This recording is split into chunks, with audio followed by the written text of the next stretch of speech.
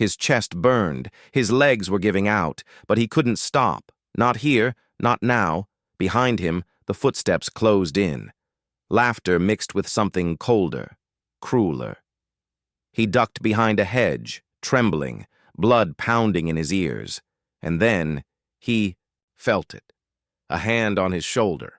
Not rough, not violent, just steady.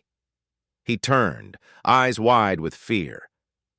But what he saw in that moment would change everything. This isn't just a story about running. It's about what happens when someone decides, enough is enough. Welcome, story lovers. Where are you watching from? Drop your city name in the comments so we can see how far our story travels.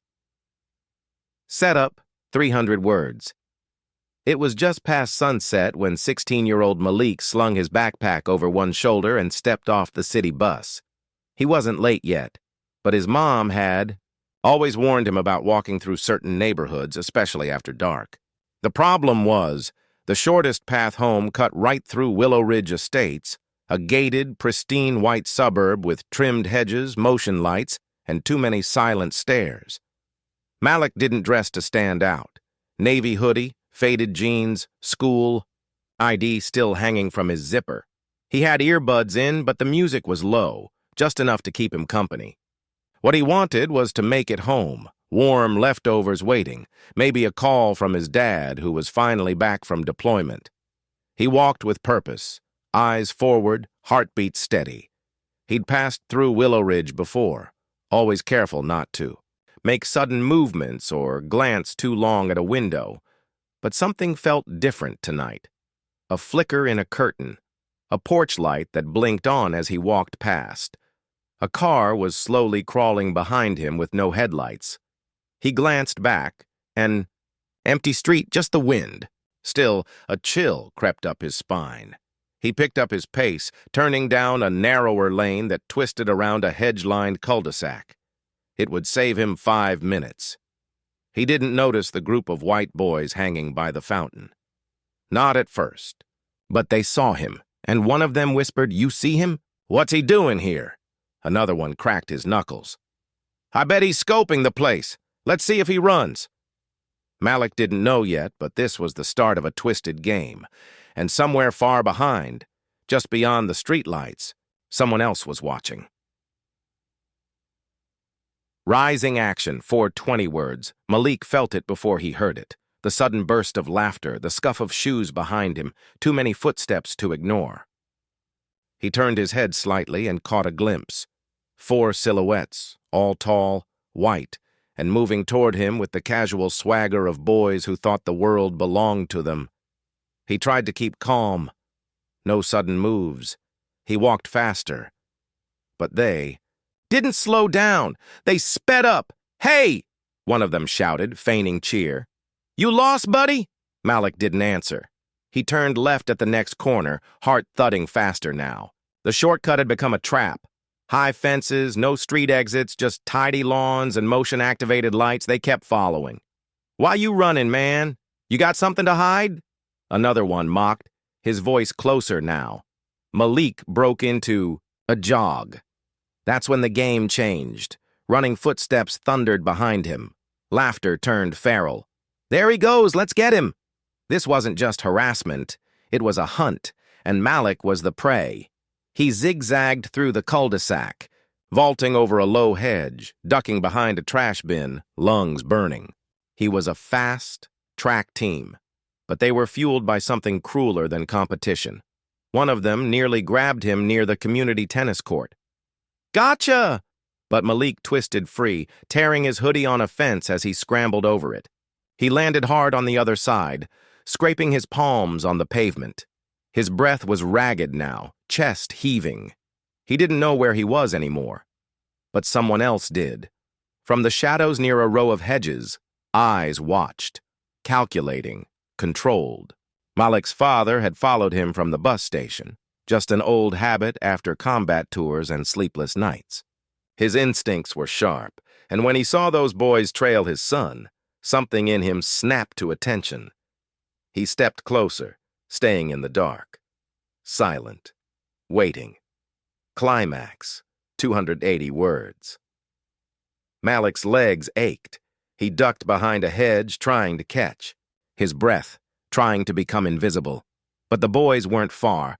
He could hear their voices, laughing, taunting. "There! I saw him go that way!" Flashlight beams sliced through the darkness, darting across lawns like searchlights. They weren't going to stop. Not until they caught him. Not until they made him feel small. Suddenly, a footstep cracked behind him. Too close. Malik froze. But it wasn't them. A hand gently touched his shoulder, firm, steady. He turned. It was his father, still in fatigues, carrying the weight of the battlefield in his eyes. "Stay low. Don't move," he whispered. Malik blinked in disbelief. "Dad?" "Shh." His father slipped past him like smoke, blending into the hedge line, disappearing into shadow. The boys closed in, laughing, one of them swinging a stick like a bat. "You think you can hide forever?" One turned a corner and ran straight into Malik's father. A low voice cut through the night like a blade. "You looking for someone?" The boy jumped back. "What? Who the hell are you?" "I'm the nightmare you called with your arrogance." Before the boy could blink, his flashlight clattered to the ground. In one swift move, Malik's father twisted his wrist and brought him to his knees. The others panicked, frozen. "You think this is a game?" he snarled. "Chasing a child like prey?" Sirens wailed in the distance. Someone had finally called. The boys bolted. Malik stepped, out shaking. His father turned, walked toward him, not as a soldier this time, but as a father reclaiming what mattered most. Let's go home. Dear audience, if you're enjoying the story, don't forget to give it a like. It helps resolution and impact. 280 words. They walked the rest of the way in silence. Malik still shaken, his father a fortress of calm. But beneath that calm was fury. Fury that in 2025, his son couldn't walk home without being hunted for existing. When they reached their front porch, Malik's mother rushed out, having heard the sirens. His father pulled her close, whispering everything was okay now. But they all knew it wasn't. Not really. Malik sat down on the steps, breathing slowly. "I didn't do anything," he murmured. His father nodded, kneeling beside him. "You never have to justify being who you are," he said. "You hear me? Never." In the days that followed, the boys were identified. One was the son of a councilman. Charges were swept under layers of community service and privilege. But Malik's story didn't disappear. His father shared it, carefully, truthfully, with local groups, and soon it became part of a growing fire across social media. It wasn't just about one night. It was about generations. It was about every boy who ever had to plan his route home like a military operation. Malik still walks that path sometimes, not because it's safe, but because it's his. And his father? He still watches, not from fear anymore, but from pride. A quiet protector. Because in a world that tries to silence young black voices, sometimes the strongest answer comes from those who refuse to go quiet. Thanks for watching.